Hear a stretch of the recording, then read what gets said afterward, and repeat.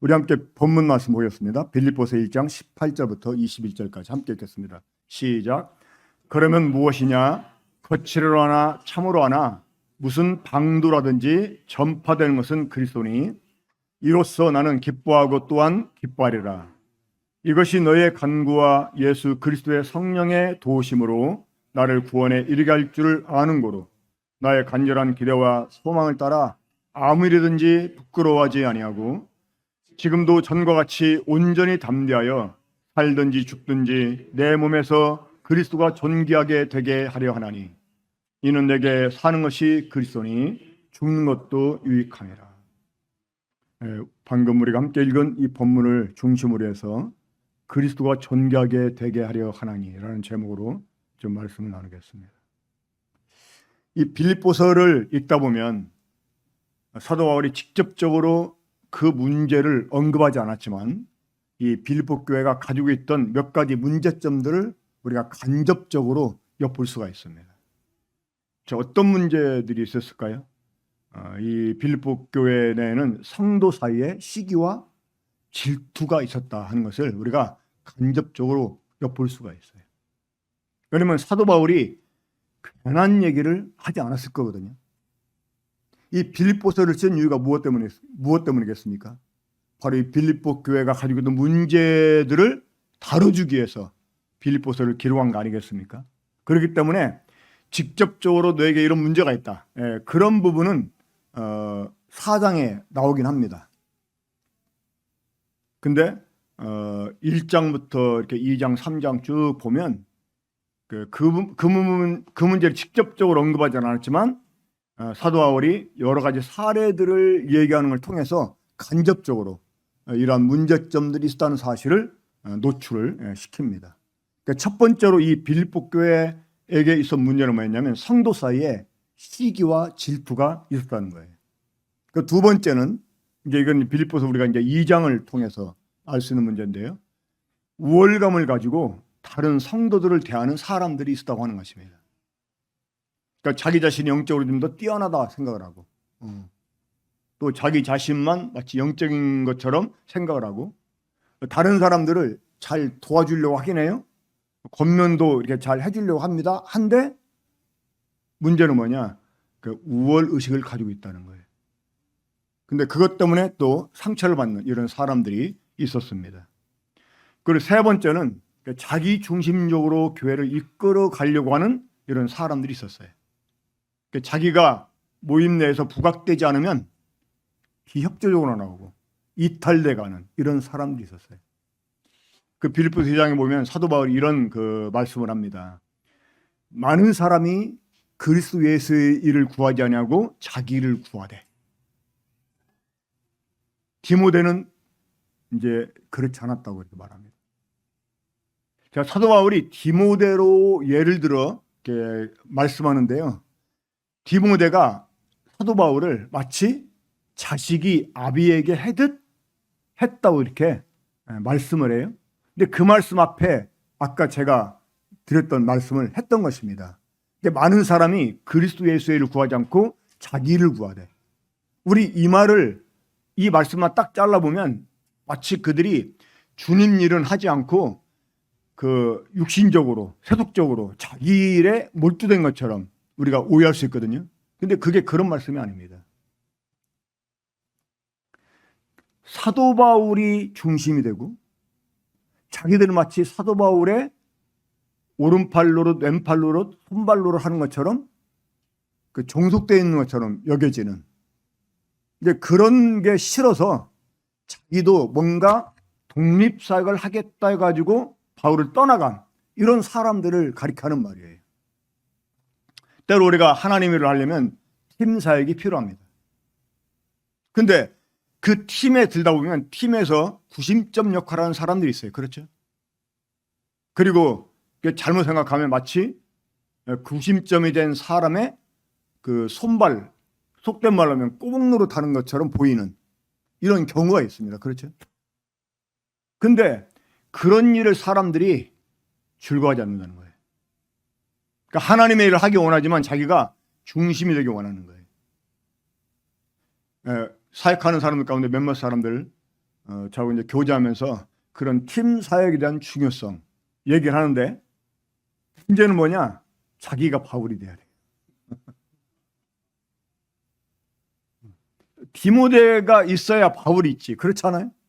근데 자기가 바울이어야 돼. 그렇지 않으면 팀 형성이 안 돼. 그러니까 많은 사람들이 그리스도 예수를 구하지 않고 자기를 구했다는 말이요, 이게 세속적이고 육신적인 일을 했다는 말이 아닙니다. 하나님의 일을 한다고 하면서 바울을 뒤로 하고 떠나가 버린 거예요. 하지만 디모데는 어떻게 했습니까? 자식이 아비에게 하듯이 바울을 섬겼어요. 그러니까 하나님의 일을 하려면 우리가 때로는 사람을 섬겨야 됩니다.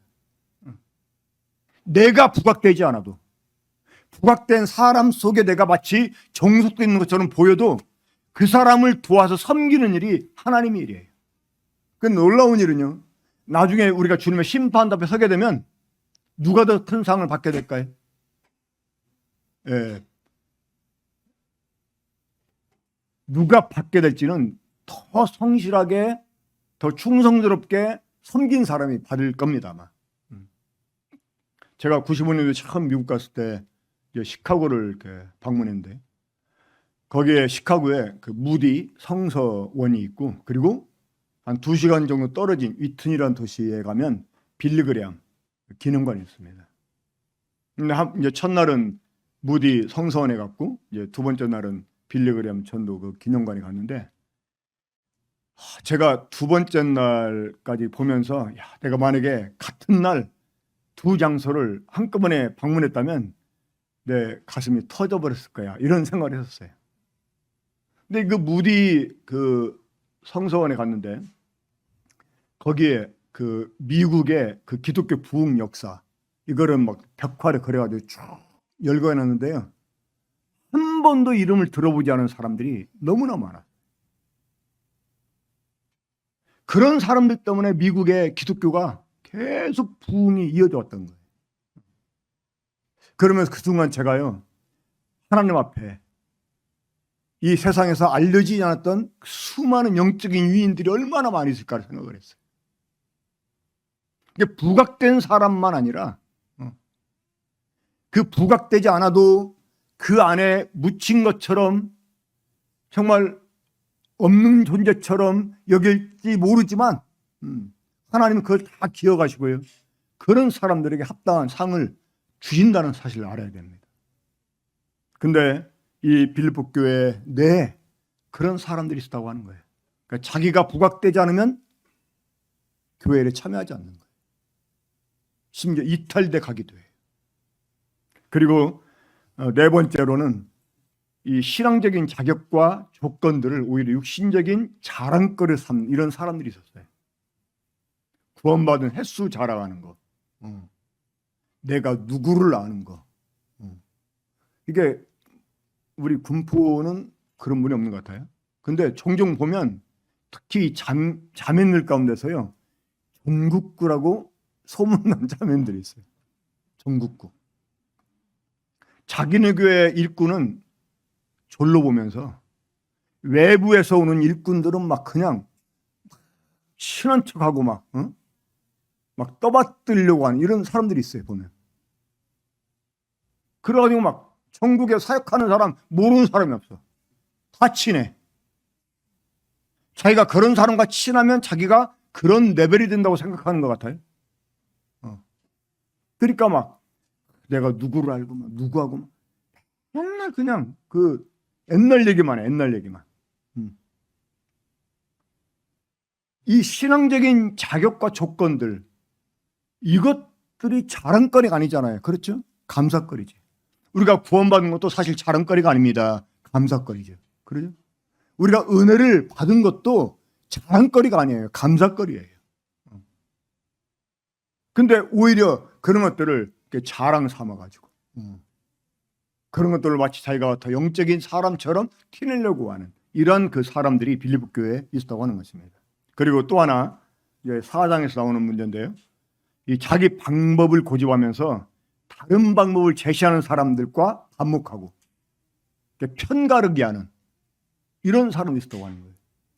그 유오디아와 순두개를 권하노니 같은 마음을 품으라고 권면하잖아요.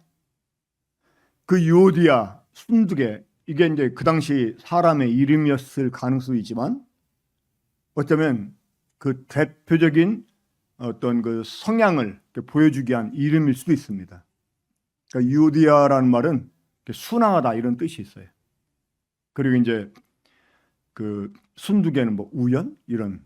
그러니까 교회를 하는데 치밀하게 이렇게 하나하나 계획을 세워가지고 계획에 의해서 하자 이런 사람이 있고, 무슨 계획이냐? 성령이 인도하시면 인도함 따라 사는 것이지 믿음으로 하면 되는 것이지 이런 사람이 있어요. 저희가 그 모임하고 교제한 지 얼마 안 돼가지고 이제 구도자가 꽤 있어가지고 그 이제 어떤 그 형제님을 초청을 할까 이렇게 생각을 했었어요. 근데 어떻게 이제 얘기하다가 그 형제님이 그 뭐 전도협회 한번 하지? 이제 그래서 뭐 그렇게 하죠 하고서 이제 잠깐 교회 스케줄 좀 체크하겠다고 하니까 스케줄은 무슨 스케줄이야? 성령 인도하시면 하는 거지 막 이러는 거야. 근데 지금 그 양반이 스케줄 따지고 있어요.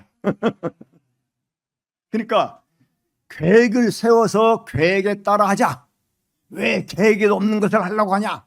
이제 이런 그 사람이 유오디아고 순두개는 아이 주님이 하라만 하는 것이지, 성령이 인도하시면 하는 것이지 우리가 계획을 세울 수 있지만 때로는 믿음으로 그냥 막 해 붙일 수 있는 것이지 이런 사람이 있잖아요. 이 사람이 순두개예요. 그러니까 근데 사실 이럴 수도 있고 저럴 수도 있는 건데 꼭 자기 방법만 고집하는 거예요.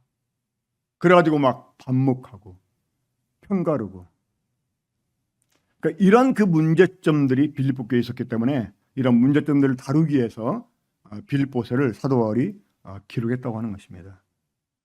자, 아까 우리가 읽었던 본문은 그런 문제들을 다루기 위해서 사도 바울이 첫 번째로 이 자신의 사례를 들어서 지금 간증하고 있는 내용입니다. 이 사도 바울은 무시와 시샘을 많이 받았던 사람이었습니다. 지금이니까 우리가 뭐 사도 바울 하지만, 그리고 사도 바울은 막 마치 최고의 사도력이지만 이 초대교회 당시 사도 바울은요 무명한 사람이었어요. 특별히 이 예루살렘에 있는 유대인 성도들한테는요 오히려 적개심까지 그들이 막 적개심까지 품음을 막 나타내는 이런 그 경우도 있었어요. 그런데 그런 그 사도 바울을 통해서 하나님께서 일하시고 이 복음의 진보가 계속 나타나니까 그 일을 시기해 가지고 마치 바울을 괴롭힐 요량으로 막 선하지 못한 방법으로 이 복음을 전하는 사람들이 있었어요. 그래서 사도 바울이 복음 때문에 로마에 이제 죄수로 끌려갔잖아요. 근데 그 일 때문에 오히려 로마의 그 시대 감옥에 군인들에게 이 복음이 알려지게 되는 거예요. 바울 보면 그럴 거 아니야. 야, 저 사람 왜 들어왔어? 당신 제목이 뭐야? 이러면 이제 예수님 얘기할 거 아니에요. 사실은 갇힐 만한 죄가 아니었잖아요. 그럼 도대체 예수가 누구냐? 예수가 뭐냐? 네가 믿는 종교가 뭐냐? 이렇게 이제 사람들이 관심을 갖게 되면서 그 시대 안에 복음의 진보가 오히려 역으로 나타나게 된 거예요. 그 일을 시기해 가지고 막 바울을 이제 싫어하는 사람들이 막 선하지 못한 방법으로 막 복음을 전합니다. 너만 전하냐? 우리도 전한다 해가지고. 그리고 막 그딴 식으로 복음 전하니까 사람들이 싫어하고 그렇게 막 감옥에 가두기도 하고 하는 거지. 이러면서 우리는 그렇게 안 전해 하면서 막 일부러 막 그 바울이 들으면 속이 막 이렇게 긁혀질 이런 그 방법을 사용해서 복음을 전했습니다. 그런데 말입니다. 사도 바울은 그런 일에 전혀 개의치 않았다는 것입니다. 그러니까 그러거나 말거나, 그렇죠? 어쩌든지 전파되는 것은 그리스도니까 자기는 그걸로 기뻐하겠다라고 고백을 합니다. 주변에서 누가 나에 대해서 이러쿵 저러쿵 해도 개의치 않고 오직 그리스도만 존귀하게 된다면 나는 그것을 기뻐하고 기뻐하겠다. 나는 이러한 고백. 이것이 우리 군포 중복교회 모든 성도들에게 있어야 될 고백이라고 생각을 합니다. 사도 바울이 나는 기뻐하고 기뻐하겠다 이렇게 고백할 수 있었던 그 능력의 원천이 어디에 있었을까요? 사도 바울이 평소에 가졌던 간절한 기대와 소망이 있었기 때문에 그렇습니다. 우리 한번 빌립보서 1장 20절 함께 다시 한번 읽어봅시다. 빌립보서 1장 20절입니다. 함께 읽습니다. 시작. 나의 간절한 기대와 소망을 따라 아무래든지 부끄러워하지 아니하고 지금도 전과 같이 온전히 담대하여 살든지 죽든지 내 몸에서 그리스도가 존귀하게 되게 하려 하나니. 나의 간절한 기대와 소망. 자, 사도 바울이 가졌던 간절한 기대와 소망이 무엇이었습니까? 살든지 죽든지 자기 몸에서 그리스도가 존귀하게 되게 하려는 것이었어요.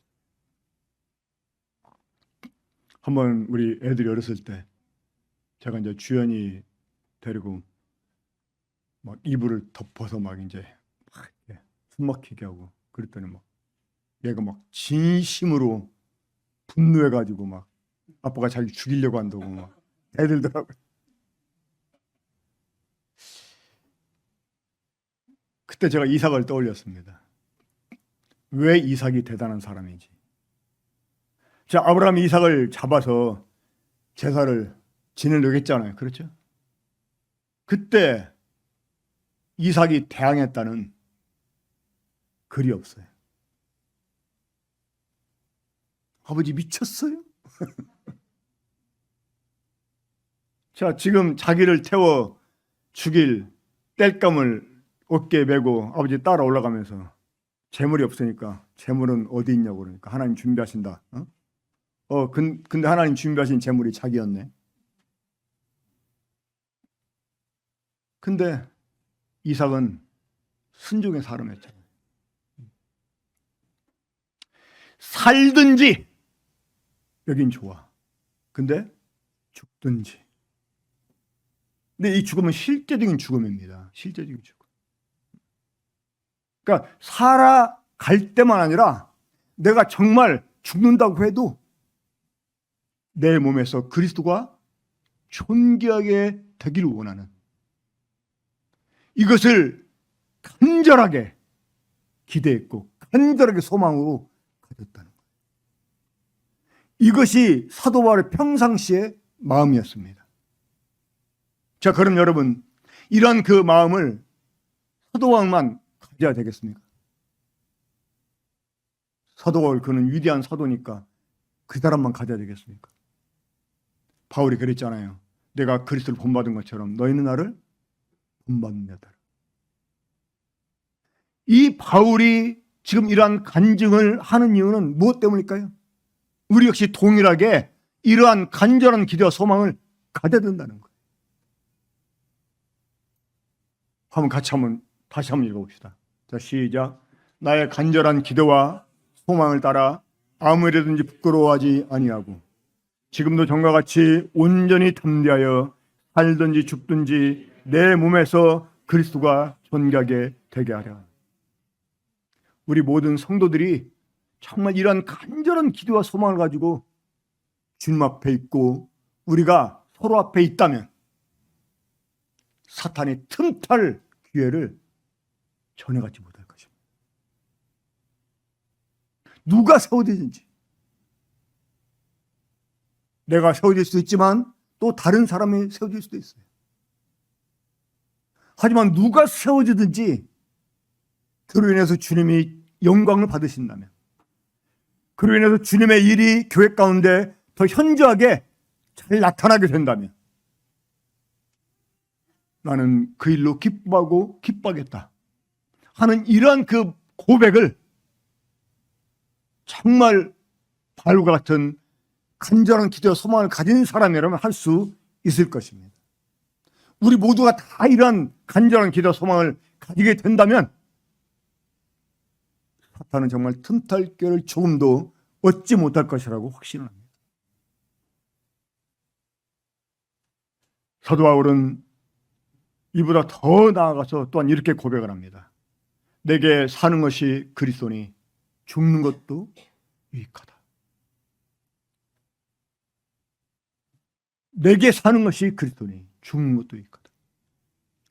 이 고린도전서 15장 31절 보면 사도 바울이 자신이 날마다 죽는다고 고백을 했습니다. 근데 그것이 다만 영적으로 믿음으로 내가 그리스도와 함께 죽었다 하는 갈라디아 2장 20절 그런 수준의 고백이 아니에요. 거기서 날마다 죽는다는 말은요, 실제로 죽는 일이 나에게 찾아와서도 구차하게 죽음을 피하지 않겠다, 이런 이야기입니다. 그 앞에 보면 내가 에베소에서 맹수하고 싸웠으면 거기서 말하는 맹수는 대적자를 가리켜요. 그러니까 맹수처럼 사도 바울을 잡아먹으려고 하는 이런 핍박자들이 있었어요. 그런데 그들을 대항치 않았다는 거예요. 그들을 대항했다면 내게 무슨 유익이 있겠냐, 이렇게 말을 합니다. 그러면서 말하기를 나는 날마다 죽노라 라고 말했습니다. 이 빌립보서 3장 10절을 보면 사도 바울은 어쩌든지 실제로 죽었다가 부활에 이르기를 원했어요. 저는 그 많은 모친들이 이런 얘기하는 것을 종종 들은 일이 있습니다. 죽기 전에 예수님 오셨으면 좋겠어. 그러니까 자기는 죽지 않고 그냥 주님을 맞았으면 좋겠다. 그 자신의 소망이라고 얘기를 하는 걸 제가 종종 들었었어요. 사도 바울은 죽기를 바랬어요. 어쩌든지 죽은 자 가운데 부활에 이르기를 원했어요. 그러니까 주님의 그 부활에 실제로 참여하려면 어떻게 돼야 돼요? 실제로 죽어야 돼요. 그러니까 사도 바울은 죽기 위해서 사는 거예요. 죽기 위해서. 그러니까 내게 사는 것이 그리스도니 죽는 것도 유익하다. 이런 그 고백이 실제가 되려면 어떻게 될까요? 우리가 죽는 일이 생겨도 그것 때문에 불평한 것이 아니고 오히려 기뻐하는, 오히려 그걸 유익으로 생각하는. 근데 실제로 죽음까지도 생각하는데 내가 좀 무시당했다고, 내가 좀 손해를 봤다고 막 그것 때문에 흥분하고 막 화를 내고 막 편가르고, 그런 일이 있어서는 안 되고 있을 수도 없는 일이죠. 실제로 정말 죽기를 바라는 사람이었다면.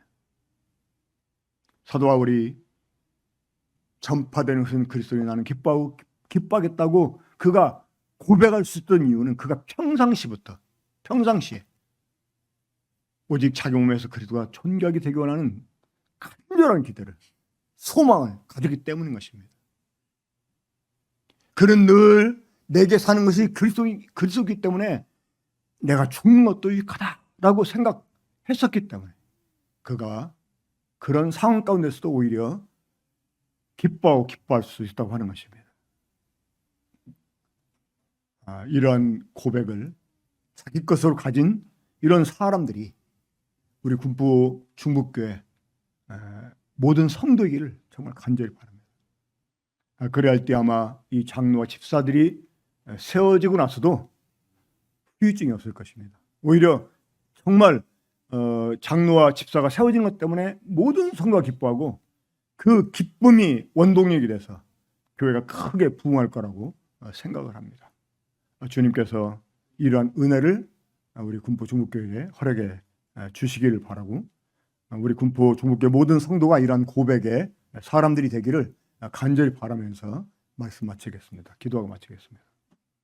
하나님 아버지, 주님이 이 교회를 세우시고 또 이 교회를 이끌어갈 사람들을 세우시옵나이다. 합당한 사람들이 세워지게 해주시고 또 세워졌을 때 사단이 틈타는 일이 없게 해주시고 모든 성도들이 다 충만한 기쁨 가운데서 이 교회의 부흥을 위해서 힘써 협력하는 이런 아름다운 교회의 모습을 이룰 수 있도록 주님께서 저희 모든 성도들의 마음을 주장해 주시길 원합니다. 정말 바울이 가졌던 고백과 같이 그러한 간절한 기도와 소망을 동일하게 갖고 오히려 죽는 것도 유익하게 여기는 우리 모든 성도들이 될 수 있게 주시기를 바랍니다. 주신 말씀 감사하오며 우리 주 예수님의 이름으로 기도합니다. 아멘.